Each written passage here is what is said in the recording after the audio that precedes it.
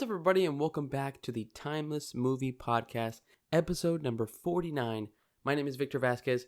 Thank you so much for coming back and listening to another episode. It has been a while. I ended up getting sick, which is the reason why I haven't come out with a new episode in this specific series. So again, thanks for all the patience here. If this is your first time listening, welcome. What I do here is basically try to talk about a new movie that I've seen in theaters, try to run through some of my pros, some of my cons, whether I would recommend you guys watch it in theaters or wait for streaming.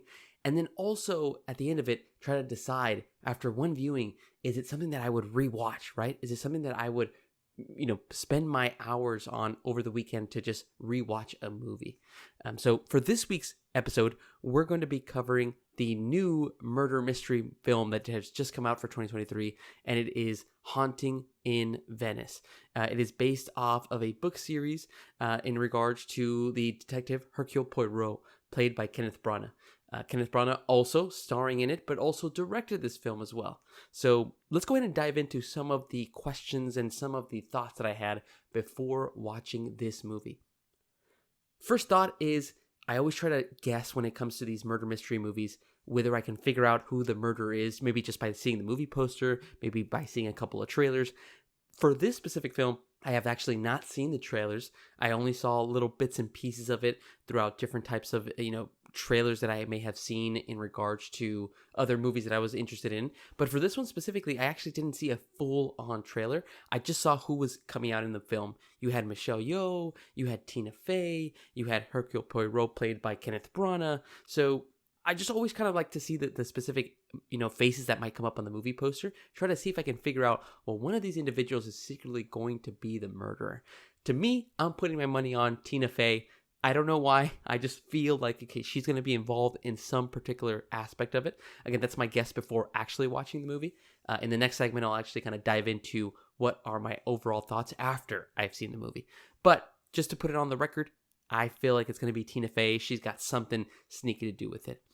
Some of my other thoughts in regards to watching this movie is, how will it compare to some of the other films in this series? We have Murder on the Oriental Express. You also have Death on the Nile. I actually got a chance to watch Death on the Nile in theaters. It's one of actually the first films of 2022, I believe, or 2021. I can't even remember actually on the top of my head, but it was one of the first movies that we kind of went back into theaters to see. And I thought that one was pretty good. Each film has kind of gradually gotten a little bit better for me. Nothing mind-blowing or crazy or anything out of the ordinary, but it's always very fun to figure out and understand, okay, where is this narrative taking me, and can I solve this murder along with Hercule Poirot? I will let you know now, my track record for murder mystery movies is terrible. I don't do good at them, but it's always fun to try to figure that out as well. So those are my initial thoughts. Again, nothing too crazy. So let's go ahead and now dive in after I have actually gone to see the movie. Okay, guys, now I am back from seeing Haunting in Venice, and I want to call out my overall thoughts, let you know what my opinions are about the movie now that I've got a chance to see it. I went to go watch it at an AMC theaters in Dolby Cinema, and I thought it was a really good movie. It was fun. It was a lot of different aspects, and what I think appreciated is that it's very different from the other films in regards to the feeling that you get while you're watching it. And what I mean by that is just by the title, Haunting in Venice. So you know that this one's going to be dealing maybe with more supernatural elements, with more scary elements. And that was actually one of my favorite parts about the movie. It was those types of either jump scares or horror elements of how they shoot a specific scene that I thought was really well done for this kind of a series. Typically, when we talk about these murder mystery movies, they're kind of scary in the reasoning because of, the fact that there's a murder that just took place and you're just kind of solving it. But it's never to a point of like, well, what the heck is like, are we involving, some type of supernatural phenomenon with this? And so I really like that in this movie, they kind of blended those together. And so that leads me into my first pro, which is the idea of the supernatural that they added to the Haunting in Venice. How the movie really plays out is basically Hercule Poirot, the world-famous detective, is retired. He doesn't want to take any more cases. He just wants to take a break and just be himself. And he ends up getting looped into a case just without him knowing. He's invited by his one friend, who is played by Tina Fey's character, Ariane Oliver. She ends up actually being a author for murder mystery novels as well. And so she wants to invite Hercule Poirot, see if she can kind of get back, off the ropes, because her last 3 books have been massacred by critics and they've been considered flops. And so she's hoping to kind of get a little bit more inspiration on a specific case that she heard, and she wants to invite Hercule Poirot so that maybe that can kind of pull some ideas out of her to write another great book as well. And so she gets invited to this kind of Halloween party at this palazzo in Venice, and all hell breaks loose basically in this party. You have a type of a character, Michelle Yeoh's character. She actually, I don't believe she actually has a name in regards to the film's character, but she's like a medium. And she ends up kind of coming and trying to scare the folks about what occurred in this palazzo. And what ends up happening is we find out that Kelly Riley, who ends up playing Rowena Drake, she ends up losing a daughter in this film by suicide, apparently. And that ends up kind of setting up the mystery. She actually invited the medium, Michelle Yeoh, to try to see if we can speak to her daughter and kind of get a feel for who was the individual that may have seen her last. Was it an actual suicide, or was it a murder? And boom, you're locked in. This is basically the case that Hercule Poirot is going to have to figure out. And so where the supernatural elements start coming into play is the medium, Michelle Yeoh, ends up saying that, again, she can kind of speak with the spirits. She can kind of, get a feel for what these individuals that have now passed on can give her a message to kind of portray to Rowena or to anybody else as well. And so you start seeing these supernatural elements. She seems like she can, speak to the dead. You start seeing, weird things happen, like, doors opening by themselves. You start kind of seeing all these different types of aspects that you would typically see in a horror movie, and you start kind of seeing all that kind of pop up. But what I love about it is that it's contrasted by Hercule Poirot's non-belief in it. He proclaims that there cannot be any supernatural elements, that all of this is kind of just made up in our minds. If there were specific types of religious beings, why would there be good and bad things? The typical kind of, almost like I would say, skepticism that you would hear from somebody that does not believe in these supernatural phenomenon.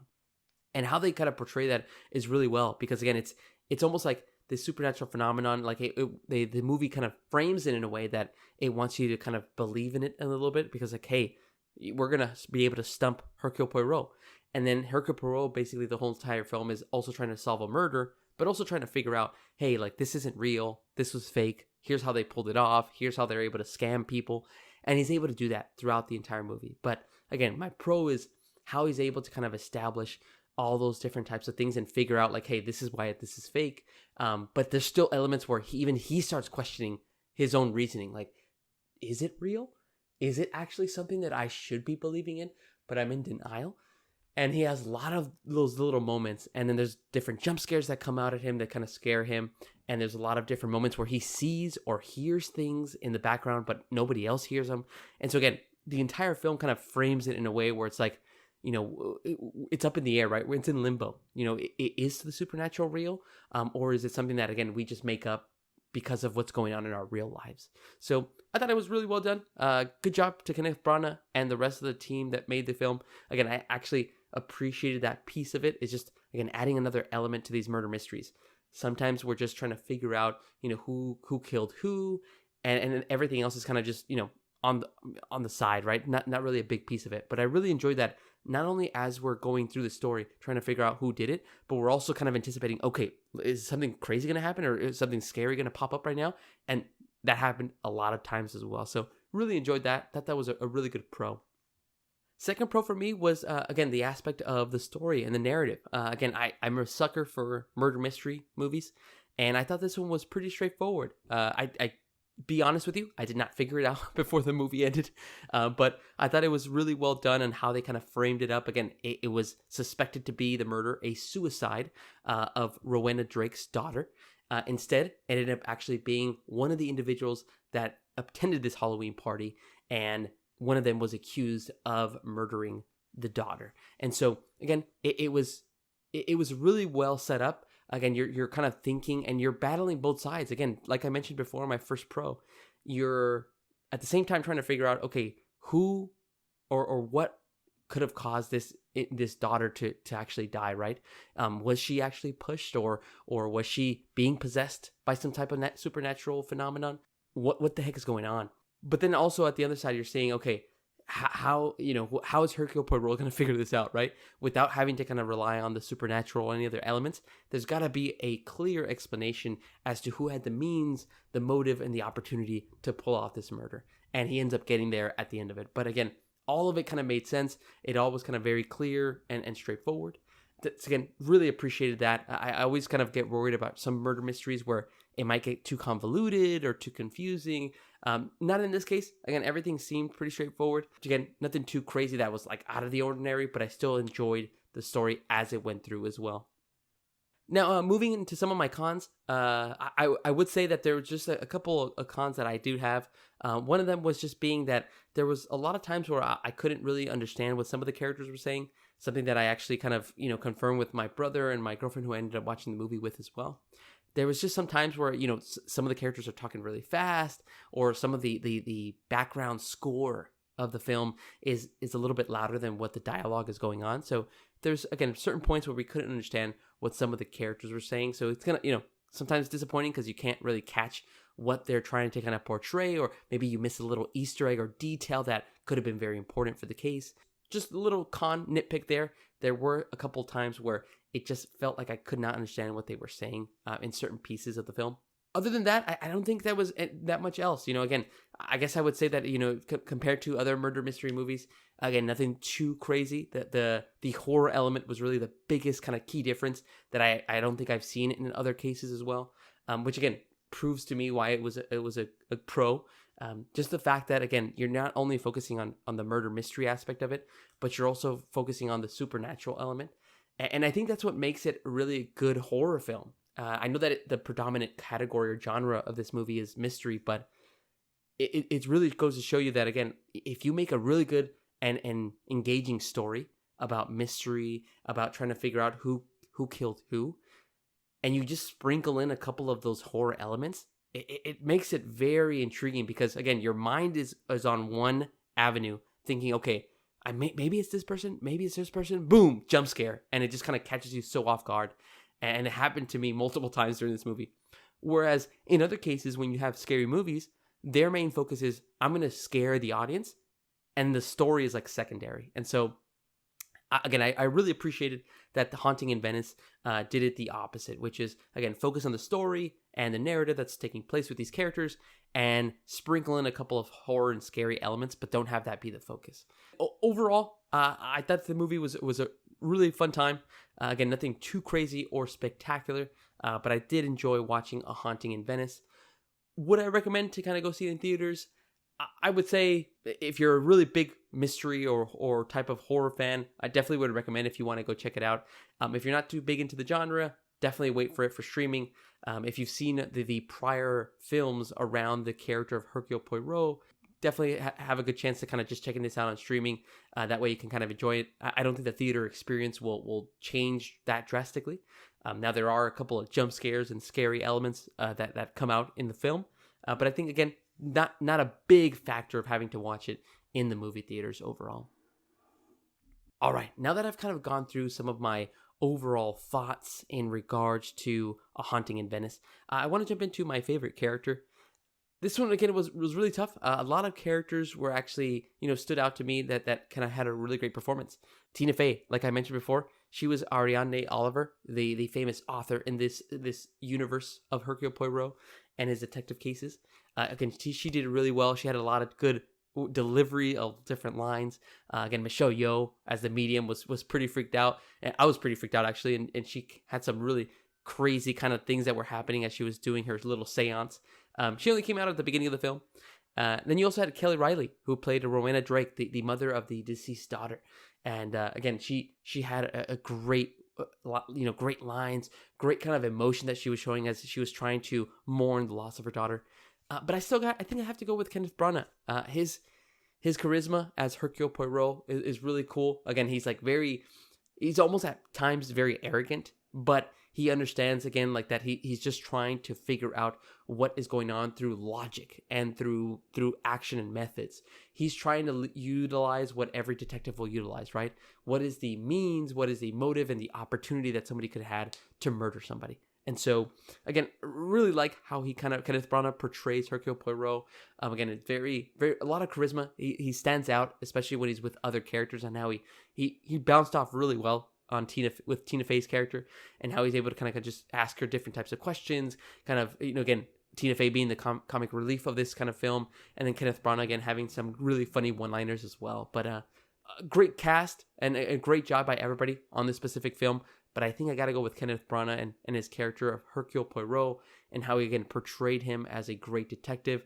And again, the difference in this film is he actually battles with, not only trying to the challenge of finding the murderer, but he's also trying to find the challenge of proving that the supernatural is not real, right? He does not believe in ghosts. He does not believe in this type of religion. So he wants to also prove that to the other people that are in this universe that, hey, none of this is real. There is logical explanations for everything that can occur in this world. And so again, he battles that a lot in this film.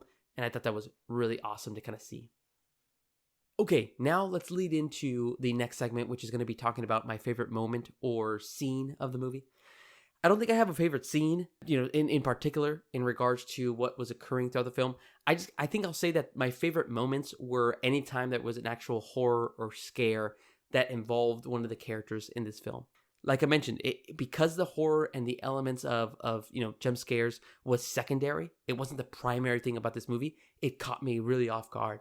I wasn't expecting when certain things would happen, like if a bird passed by right in front of the screen, making a loud screeching noise. Again, it catches you off guard. One of my favorite moments is when Kenneth Branagh's character Hercule Poirot is interrogating some of the folks that are at this Halloween party that attended the palazzo that's apparently haunted.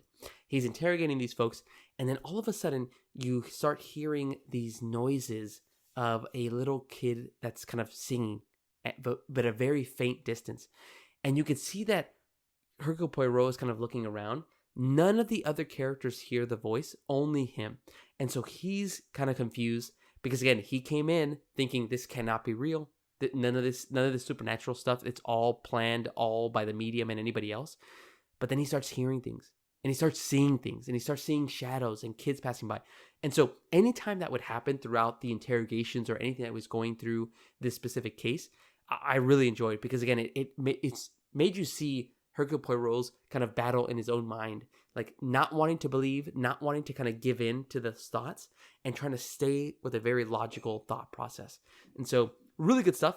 Again, the way that they kind of made the sound design was really good, because again, especially in our theater, it only sounded like it was in the corners of the theaters, so it was very eerie and very weird. But really loved that little detail that they were able to add. So again, not a favorite scene in particular, but I did really enjoy those little scary elements of again trying to show Hercule Poirot's character trying to be broken down and almost kind of giving in to this supernatural phenomena that he's facing.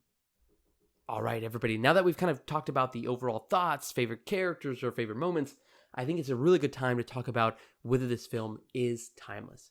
As you probably can tell, a lot of the different types of details that I've talked about, again, it is The Haunting in Venice is a really good movie. Again, I enjoyed it myself, but I can honestly say that this film is not timeless at the moment. Again, I really enjoy murder mystery movies, and I get a real kick out of trying to figure out who is the murderer at the end of the story. Again, I never get it right. I didn't get it right here. One thing I'll say is that, again, if there was a specific type of a story or kind of a film that I think about when I talk about murder mystery, it's typically Knives Out. Something about that Knives Out kind of story is so different and unique, and it stands out that, again, it makes me want to come back and watch that film. And that's something that I didn't really feel in Haunting in Venice. Nothing really blew me away. The cast was amazing. The story was very simple and straightforward. But again, there was nothing that really kind of stuck out to me besides one of my pros, which is the horror and the scare elements that they kind of sprinkled in. That was really cool, because I don't think I've seen that in a type of murder mystery type of a genre film. Other than that, I don't see myself kind of rewatching it unless, maybe one of my family members or somebody else wants to rewatch it and take a look at it. I would definitely, sit down and watch it. It wouldn't be something that I do myself and just kind of, hey, I'm just going to pull this on Maybe that'll change considering that Halloween is coming up as well. But at the moment, again, it's not a film that actually kind of just, again, sparked some type of a feeling of like, yeah, I want to rewatch this. There were so many details or context that I should have, picked up on that I missed. None of that really kind of felt through as I was watching the movie. But still a good watch. Again, I'm not going to knock it on any of those levels. Again, there was certain nitpicks that I had that I've already described. But other than that, I thought the movie was really fun. It was simple, straightforward, and really great performances overall. Definitely would recommend to check it out on streaming, but for me, not a timeless movie overall. Okay, everybody, thank you so much for sticking around and listening. My name is Victor Vasquez. This has been episode number 49 of the Timeless Movie Podcast. Make sure to check out next week's episode as we cover a new film. We'll review it, we'll give our thoughts, and then we'll also decide whether it is timeless or not. All right, everybody, thanks so much, and I'll talk to you later.